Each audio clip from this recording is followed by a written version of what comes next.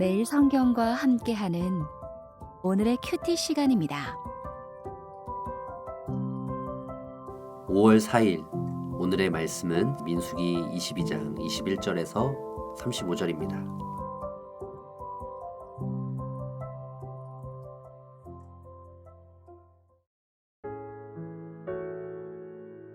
발람이 아침에 일어나서 자기 나귀의 안장을 지우고 모압 고관들과 함께 가니 그가 감으로 말미암아 하나님이 진노하심으로 여호와의 사자가 그를 막으려고 길에 서니라. 발람은 자기 나귀를 탔고 그의 두 종은 그와 함께 있더니 나귀가 여호와의 사자가 칼을 빼어 손에 들고 길에 선 것을 보고 길에서 벗어나 밭으로 들어간지라. 발람이 나귀를 길로 돌이키려고 채찍질하니 여호와의 사자는 포도원 사이 좁은 길에 섰고 좌우에는 담이 있더라. 나귀가 여호와의 사자를 보고 몸을 담에 대고 발람의 발을 그 담에 짓누르매 발람이 다시 채찍질하니 여호와의 사자가 더 나아가서 좌우로 피할 데 없는 좁은 곳에 선지라. 나귀가 여호와의 사자를 보고 발람 밑에 엎드리니 발람이 노하여 자기 지팡이로 나귀를 때리는지라. 여호와께서 나귀 입을 여시니 발람에게 이르되 내가 당신에게 무엇을 하였기에 나를 이같이 3번 때리느냐. 발람이 나귀에게 말하되 내가 나를 거역하기 때문이니 내 손에 칼이 있었더면 곧 너를 죽였으리라. 나귀가 발람에게 이르되 나는 당신이 오늘까지 당신의 일생 동안 탄 나귀가 아니냐. 내가 언제 당신에게 이같이 하는 버릇이 있었더냐. 그가 말하되 없었느니라. 그때 여호와께서 발람의 눈을 밝히시매 여호와의 사자가 손에 칼을 빼들고 길에 선 것을 그가 보고 머리를 숙이고 엎드리니 여호와의 사자가 그에게 이르되 너는 어찌하여 내 나귀를 이같이 3번 때렸느냐.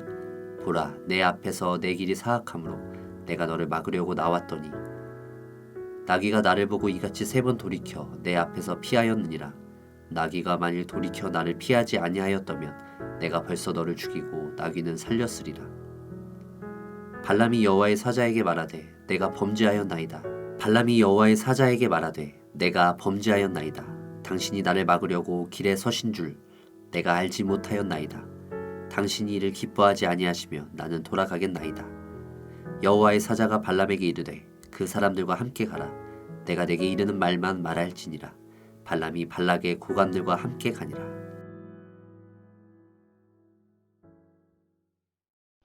발람은 모압 고관들과 함께 발락을 만나기 위해서 출발합니다. 하지만 느닷없이 하나님은 발람에게 진노하시려 합니다. 앞서 발락에게 가는 것을 허락하신 분이 바로 하나님이셨기에 우리는 당혹감을 감추기 어렵습니다. 이런 당혹감은 흔한 것은 아니나 종종 있었던 일입니다. 이스라엘 민족을 출애굽하시기 위해서 모세를 불러 애굽으로 보내시려는 하나님께서 느닷없이 모세 앞에 나타나 그를 죽이려 했던 일. 훗날 모세를 대신하여 이스라엘을 이끌고 약속의 땅으로 들어가야 하는 여호수아에게 여호와의 군대 대장이 느닷없이 나타나 여호수아를 향해 칼을 빼어 들었던 일도 있었습니다. 어쩌면 오늘 본문에서도 하나님은 발람이 가는 것을 허락했지만 앞으로 다가올 일에 대하여 다른 무엇인가를 분명하게 보여주기 위해서 느닷없이 발람의 앞길을 막으셨을 것이라 짐작해 봅니다. 오늘 본문에서 반복되고 두드러지는 묘사는 보다라는 동사입니다. 여호와의 사자가 칼을 빼어들고 길에 나타났습니다. 발람은 이것을 보지 못하였지만 완고하고 어리석은 동물로 알려진 나귀는 보고 길을 피합니다. 나귀가 피하자 여호와의 사자가 다시 길을 쫓아 앞을 가로막습니다.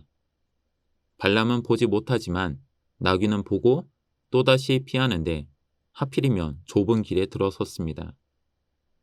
여호와의 사자가 다시 길을 가로막습니다.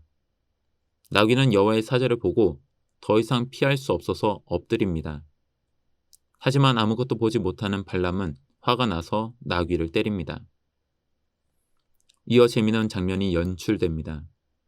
하나님께서 나귀에게 말을 할 수 있게 하신 것입니다. 나귀는 자신을 때리는 발람에게 자기를 때리는 이유를 따져 묻습니다.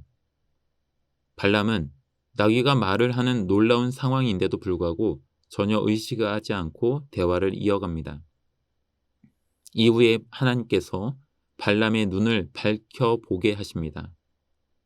그제서야 지금까지 보지 못했던 칼을 빼들고 서 있는 여호와의 사자를 보게 됩니다. 사실 여호와의 사자를 볼 수 있었던 나귀 덕분에 발람은 살 수 있었습니다. 발람은 하나님께서 발락에게 가지 않기를 원하신다고 생각했지만 하나님은 발락에게로 가되 하나님께서 말씀하신 대로만 말하라고 다시 한번 당부하십니다. 발람은 자신을 고용한 발락의 뜻대로 행동하지 않는 것이 자신에게 큰 위험이 될 것이라고 생각했을 것입니다.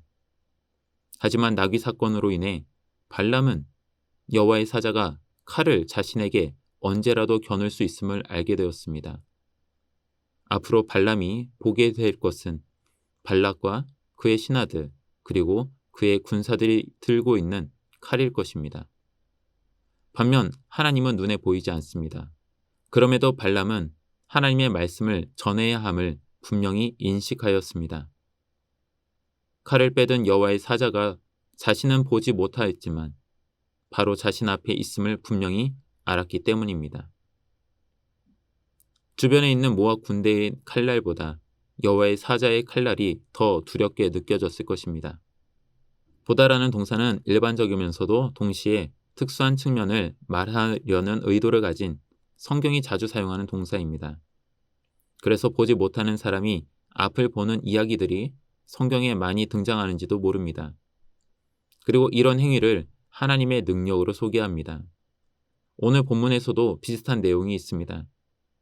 발람은 나귀가 제멋대로 움직이는 것을 보기는 했지만 여호와의 사자를 보지는 못했습니다. 하나님께서 그의 눈을 열어 보여주셨을 때 비로소 칼을 꿰찬 여호와의 사자를 볼 수 있었습니다. 이런 측면에서 보다는 곧 알다, 깨닫다와 동의어라 할 수 있습니다.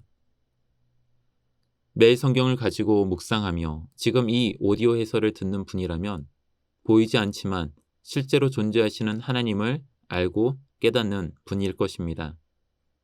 그런 점에서 우리는 보는 사람들입니다. 그렇기에 하늘에 대한 소망을 가지고 살아갑니다. 그렇다고 해서 우리가 모든 것을 다 본다고는 말하기 어렵습니다.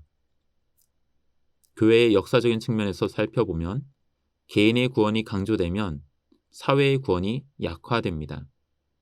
반면 사회의 구원이 강조되면 개인의 구원이 약화되었습니다. 그러나 하나님의 말씀에는 개인의 구원 못지않게 사회의 구원도 강조되는 것을 봅니다. 지금 우리가 보고 알고 깨닫는 것이 개인의 구원에 너무 초점이 맞춰 있다면 이런 점에서 균형을 잡을 필요가 있습니다. 반대로 우리가 사회의 구원에 너무 초점이 맞춰 있어도 동일하게 균형 감각이 필요합니다. 이렇듯 우리에게는 보는 것의 균형이 필요합니다. 하지만 이런 균형 감각은 어떤 점에서 하나님의 은혜가 필요한 것 같습니다. 지금까지 볼 수 없었던 측면을 본다는 것은 특별한 은혜 같아 보입니다. 사람들이 모든 것을 다 보지는 않습니다. 나무에서 사과가 떨어지는 것을 모든 사람들이 볼 수 있지만 누군가는 다른 사람들이 알지 못한 것을 깨달았습니다. 아무도 눈여겨보지 않는 사람들을 특별한 눈으로 봤던 이들을 주님께서 칭찬하셨습니다. 모든 사람들이 성경을 읽지만 누군가는 이해하고 깨닫습니다. 이 모든 것이 주님의 은혜가 아닐까요? 오늘 우리에게도 보는 것에서 멈추지 않고 그 너머를 볼 수 있는 은혜, 늘 보던 것이라도 새롭게 볼 수 있는 은혜가 있기를 소원합니다. 기도하겠습니다. 앞에서 날뛰는 나귀는 보면서도 여호와의 사자는 보지 못한 발람처럼 눈으로만 세상을 보는 인생이 되지 않기를 바랍니다. 바뀌지 않는 세상을 탓하기 이전에 나의 시각이 새롭게 되기를 원합니다. 주님을 바라보는 나의 눈이, 세상을 바라보는 나의 눈이, 교회 공동체를 바라보는 나의 눈이 새롭게 되기를 간절히 소원하오며 예수님의 이름으로 기도합니다. 아멘.